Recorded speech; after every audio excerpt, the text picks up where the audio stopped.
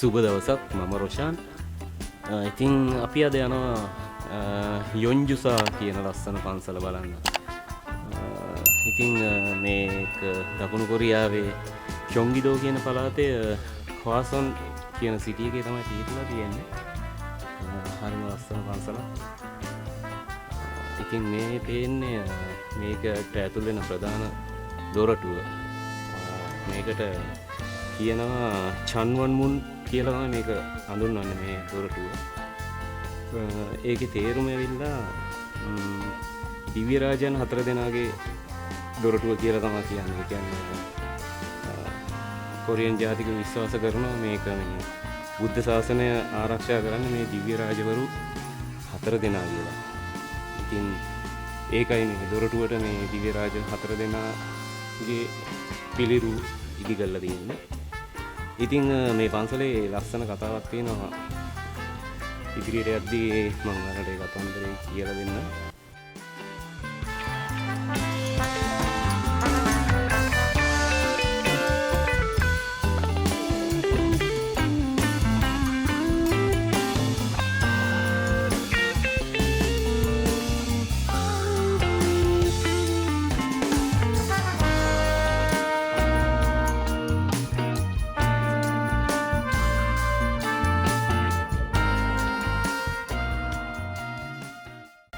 ඉතින් ඔන්න ඔය විදියට අපි අතුල් වුණ පන්සලට දැන් මේ දෙන්නේ ඔයාලට ඒ දොරටුවේ අනිත් පසින් මේක පෙනෙන ආකාරය.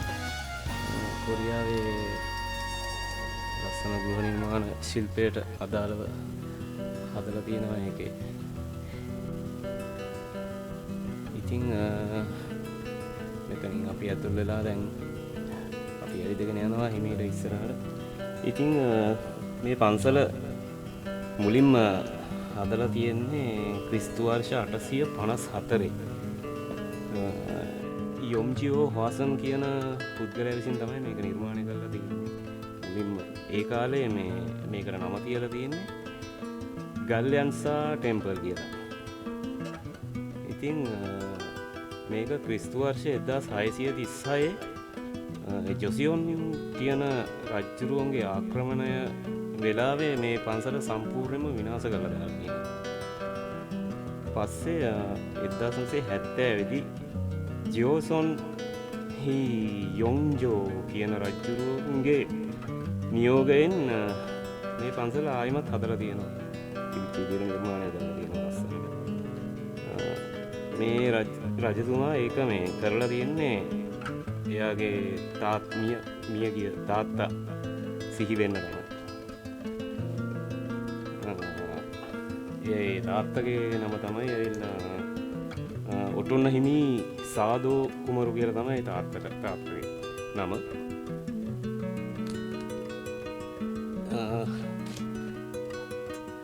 ඊට පස්සේ මේ රජුරෝ එක දවසක් දැකලා තියෙනවා හීනෙන් මකරෙක් අහසේ මැවිලා ඒ මකරා ලස්සන ගිනි බෝලයක් කටේ තියාගෙන ඉඳලා තියෙනවා. ගිනි බෝලයක් කිව්වට කියන්නේ ඒක ඇවිල්ලා දිලිසෙන මැණිකක් වගේ එකක් කියලා තමයි මේ කියවෙන්නේ. ඊට පස්සේ මේ ඒ රජුරෝ තීරණය කළා තියෙනවා මේ පන්සලට ඩ්‍රැගන් ජෙවල් ටෙම්පල් කියන එක. ඉංග්‍රීසියෙන් කිව්වොත් එහෙම ඩ්‍රැගන් ජෙවල් ටෙම්පල් කියලා. ඒක කොරියන් වලින් තමයි යොන්ජුසා කියලා කියන්නේ. යොන්ජුසා පන්සල කියලා තමයි කියන්නේ. ඒකේ සාමාන්‍ය මකර මැණික් දේවාලය කියලා තමයි ඒ දවස්වල මම හඳුන්වලා තියෙන්නේ. ඉතින් මේ අපි අතුල් වෙන්න හදන්නේ මේකේ තියෙනවා කෞතුකාගාරයක්. ඒ කියන්නේ ඒ දවස්වල පන්සල හොයාගෙන හම්බ වෙච්ච දේවල් ලියකියවිලි වගේ පැරණි කෞතුක භාණ්ඩ එකතු කරලා මේ හදපු කෞතුකාගාරයක් තමයි මේක. ඒකට තමයි අපි මේ දැන් ඇතුල් වෙන්නේ. මේකට හොන්සල් මුන් ගේට් කියලා තමයි කියන්නේ. මුලින්ම ඒ දවස්වල ඒ කියන්නේ පන්සල හොයාගනිද්දී හම්බ වෙච්ච ලිපි, පැරණි ප්‍රතිමා, ඒ වගේ මේ මහායාන බුදුදහමට අදාළව තියෙන එක නිර්මාණ ඒවා හොයාගෙන තියෙන ඒවා සංරක්ෂණය කරලා තමයි මෙතන මේ කෞතුකාගාරය කියලා තියෙන්නේ. ඉතින් මේක කොරියාවේ ඉන්න ඕන කෙනෙක් ඉතින් ඇවිල්ලා බලන්න පුළුවන්. සාමාන්‍ය මේකේ ටිකට් එකක් ගන්න ඕනේ. සාමාන්‍ය දවස්වලට නිවාඩු දවස්වලට යනකොට අය කරන්න නැහැ. සාමාන්‍යයෙන් අපිට ඇතුල් වෙන්න පුළුවන්. ඉතින් අපිට කැමති නම් වගේ ඒ දේවල් කරන්න පුළුවන්. එහෙම තියෙනවා. ඉතින් මේ වල දකින්නේ කෞතුක භාණ්ඩ තමයි මේ ඒ කාලේ හොයාගනිපුවා.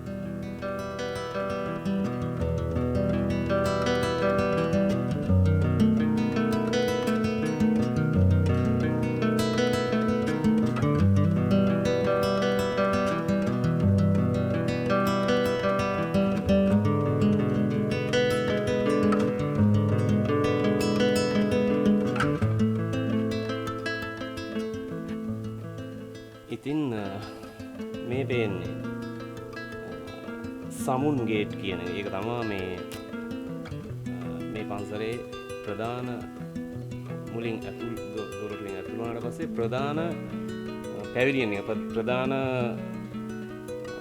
මළුව කියලා අපි කියමු. ඒ වගේ තැනකට ඇතුල් වෙන්න තමයි මේ ගේට් එක තියෙන්නේ. මේකෙන් ඇතුල් වුණාට පස්සේ තමයි ප්‍රධාන විහාරය, ප්‍රධාන ස්තූපය ඒ වගේ මේ ටික තියෙන්නේ. මේක මේ පැවිලියන් එකට මේ බොජේරු පැවිලියන් කියලා තමයි කියන්නේ කොරියන් භාෂාවෙන්. බොජේරු කියලා තමයි මේකට කියන්නේ.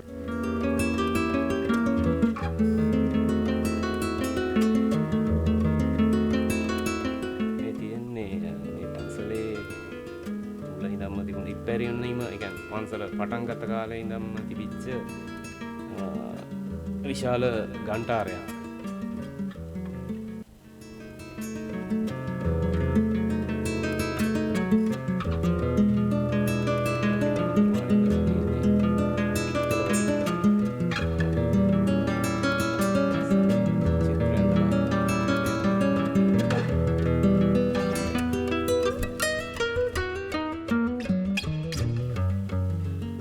ඉතින් ඊළඟට යමු අපි මේකේ තියෙන ස්තූපය පොඩ්ඩක් බලන්න. මේක ඕජන් සොන්තප් කියලා තමයි කියන්නේ. ඒ කියන්නේ සාමාන්‍ය ඉංග්‍රීසියෙන් කිව්වොත් 5 story stone pagoda කියලා තමයි මේක හඳුන්වන්නේ. මේ වලට පේන එක.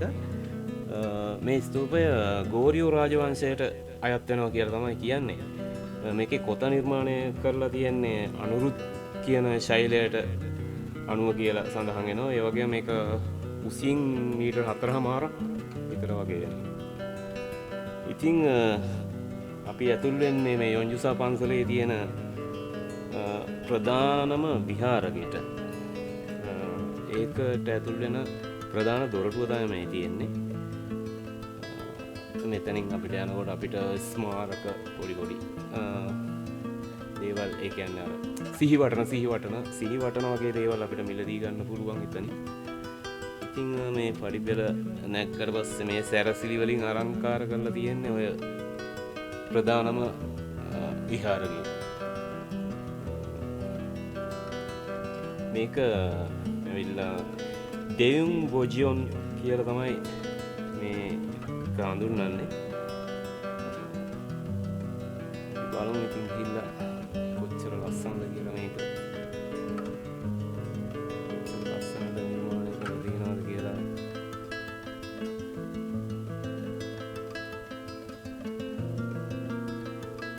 මේකේ ප්‍රධාන වශයෙන්ම ඉස්සරහින් තියලා තියෙනවා කියන්නේ නිර්මාණය කරලා තියෙනවා මේ පිළිම 3ක්. ඒකෙන් අපි දැක්කම එක විදිහේ අපේ ලංකාවේ තියෙන වගේ බුදු පිළිම කියලා තමයි අපිට හිතෙන්නේ. නමුත් ඒක එහෙම නෙමෙයි. ඒකේ මැද තමයි බුදුරජාණන් වහන්සේගේ පිළිරුව නිර්මාණය කරලා තියෙන්නේ.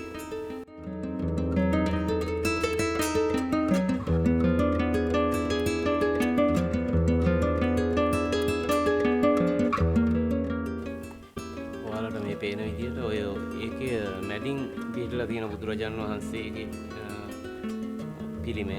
ඊට පස්සේ ඒක නැගෙනහිර පැත්තෙන් තියෙන්නේ ආයිශාක්‍ය ගුරු කියන දිව්‍ය රාජයා. ඊට පස්සේ බටහිර පැත්තෙන් තියෙන්නේ අමිතාබ කියන දිව්‍ය රාජයා කියලා තමයි සඳහන් වෙන්නේ. ඒ බුදුරජාණන් වහන්සේගේ සහ දිව්‍ය රාජ දෙන්නගේ පින්තූර දෙක තමයි දෙපැත්තෙන් පිහිටලා තියෙන්නේ. ඉතින් මේක නිර්මාණය කරලා තියෙන මේ අලංකාර චිත්‍ර ජෝසෙන් රජ්ජුරුවන්ගේ කාලේ ඒ කාලෙට අයත් විදියට තමයි නිර්මාණය කරලා තින්නේ. මේකේ විශේෂම දේ තමයි මේක ඉහළ නම සඳහන් කරලා තියෙන බෝඩ් එක. ඒ කියන්නේ ලියවිල්ල ඔය පේන ඇති අකුරු 3ක් වගේ තියෙන ලියවිල්ල ඒක නිර්මාණය කරලා තියෙන්නේ ජෝසෙන් රජ්ජුරුවන්ගේ අතින්ම කියලා තමයි සඳහන් වෙන්නේ. ඉතින් හරිම අලංකාර විදියට නිර්මාණය කරපු පන්සලක් ඒක. තවමත් ප්‍රතිසංස්කරණ කටයුතු කරමින් පවතිනවා දිගටම.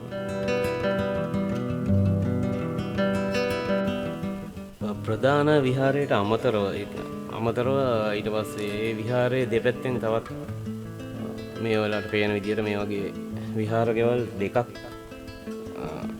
නිර්මාණය කරලා තියෙනවා. ඒකෙත් අර විදියටම බුදුරජාණන් වහන්සේ සහ දිව්‍ය රාජවරු දෙන්නගේ ප්‍රතිමා තමයි නිර්මාණය කරලා තියෙන්නේ.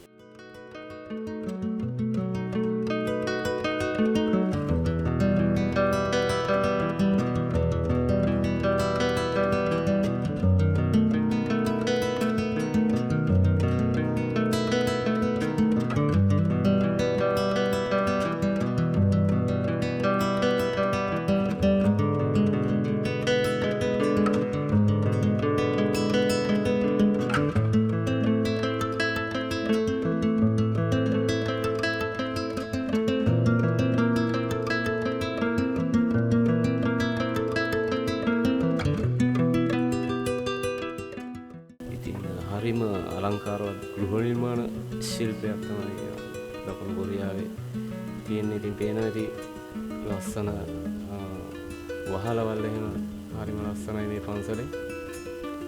මේ පන්සල විතරක් නෙමෙයි කොරියාවේ තියෙන හැම පන්සලකම මේ විදියට තමයි වහලවල් නිර්මාණය කරන්නේ.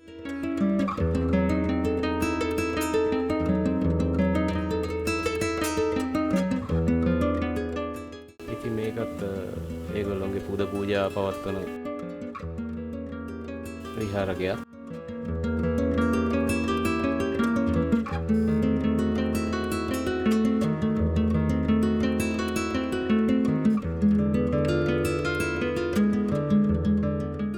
ඉතින් මේ අතරේ මතක් කරන්න කැමති මම අලුතෙන් පටන් ගත්ත channel එක subscribe කරලා උදව් කරන්න කියලා. මේ තියෙන්නේ මේකේ මේ විහාරයේ තවත් ප්‍රධාන ස්තූපයක්.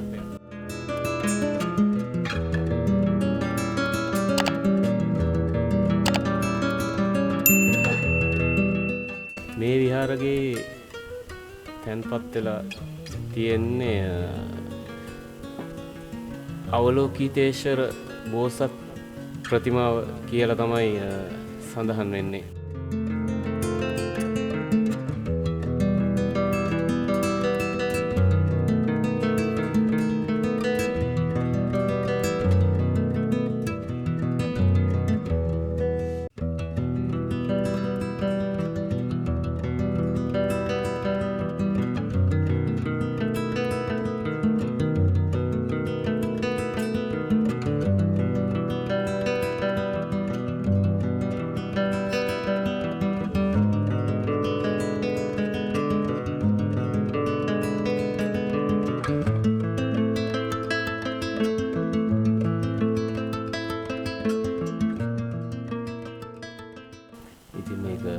දකුණු කොරියාවේ පිටලා තියෙන ප්‍රධානතම පන්සල් කීපය අතරින් එකක් කියලා තමයි අදහස් කරන්නේ කොරියානු ජනතාව.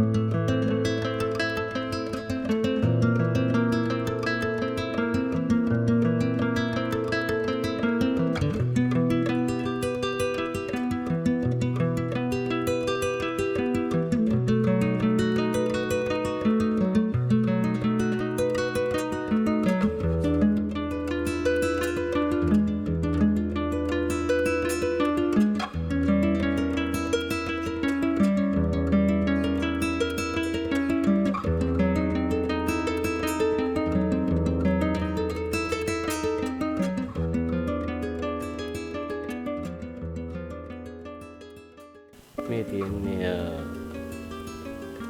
ඒ කොරියන් ජාතිකව පහන් පත්තු කරන ආකාරය තමයි ඔයාලට මේ පේන්නේ. පහන් රාශියක් දැල්වලා තියෙනවා ආරක්ෂාකාරී විදියට. ඉතින් ඔන්න ඒ වගේ තමයි අපි පන්සල ප්‍රධාන ශාලාවෙන් ප්‍රධාන විහාර මළුවෙන් පල්ලෙහාට අපි යන ගමන් ඉන්නේ.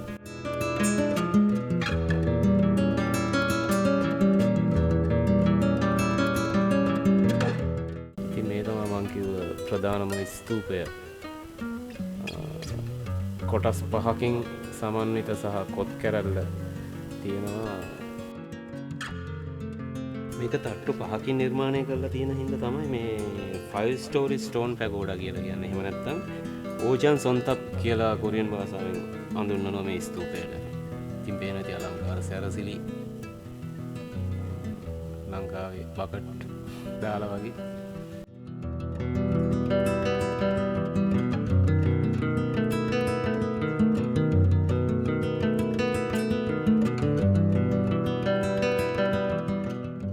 ඉතින් දැන් අපි පන්සලේ අවසාන කොටසට ඇවිල්ලා තියෙන්නේ. මේ කොරියාවේ සංස්කෘතියට අනුව නිර්මාණය කරපු යම් කිසි දේවල් ටිකක් ඔයාලා ගැන අරන් බලන්න.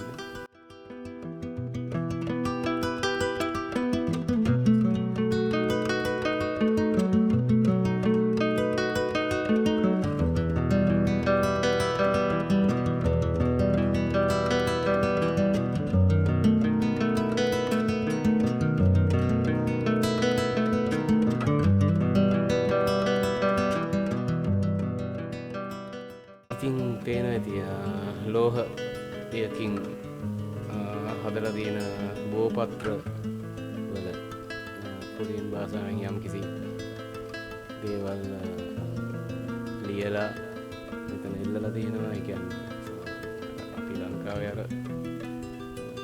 බෝගස් වටේ එල්ලනවා වගේ ඒ වගේ චාරිත්‍රයක් තමයි කොරියන් ජාතිකයෝ කරන එක. ඉතින් හරිම ලස්සන පන්සලක්. ඉතින් කොරියාවේ ඉන්නව නම් ඇවිල්ලා බලන්න. මේ වගේ ලස්සන දේවල්. ඉතින් මගේ channel එක මේ වගේ වීඩියෝ දිගටම දානවා. ඉතින් මම ඔයාලා කැමති නම් මේක නරඹලා හොඳයි කියලා හිතනවා නම් like එකක් comment එකක් දාන්න. ඒ වගේම අනිවාර්යෙන් subscribe කරන්න. subscribe කරලා මේ bell icon එක click කරලා notification on කරලා තියාගන්න. එතකොට මම වීඩියෝ එක upload කරපු ගමන් ඔයාලට පෙන්නයි.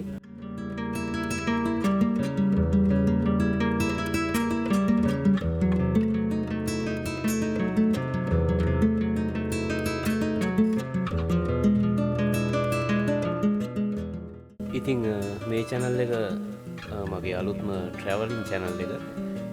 මම දිගටම කරගෙන ආවේ රොෂාන් වීරසිංහ කියලා guitar instrumental channel එකක්. ඉතින් guitar instrumental වලට කැමති අය ඒ channel එකට එන්න YouTube එකේ search කරන්න රොෂාන් වීරසිංහ කියලා. ඒ channel එකට ඇවිල්ලා subscribe කරන්න, like කරන්න, comment කරන්න. ඉතින් traveling වලට කැමති නම්, දකුණු කොරියාවට කැමති නම් මම ඒ channel එකේ link එක දාලා තියෙනවා. මේ මගේ channel එක Rome Roads and Roots කියලා කියන්නේ. search කරලා ඉතින් එන්න channel එකට ඇවිල්ලා බලන්න මගේ videos. බලලා subscribe කරන්න, like එකක් දාන්න. ඒ වගේම තමයි මේක නම් අලුත් channel එකක් නිසා ගොඩක් වැරදි අඩුපාඩු ගොඩක් ඇති. ඉතින් ඔයාලා නරඹන ගමන් මගේ මෙතන වෙනස් වෙන්න ඕන, මෙතන දියුණු වෙන්න ඕන, මෙතන අඩු වෙන්න ඕන. ඒ වගේ ඔයාලට දැනෙන හැමදේම මාත් එක්ක කමෙන්ට් සෙක්ෂන් එකේ කතා කරන්න කියලා ආදරෙන් ඉල්ලනවා. එහෙනම් ඉතින් තවත් ලස්සන මේ වගේ වීඩියෝ එකකින් ඉක්මනටම හම්බ වෙමු. එහෙනම් සුබ දවසක්. මම රොෂාන්.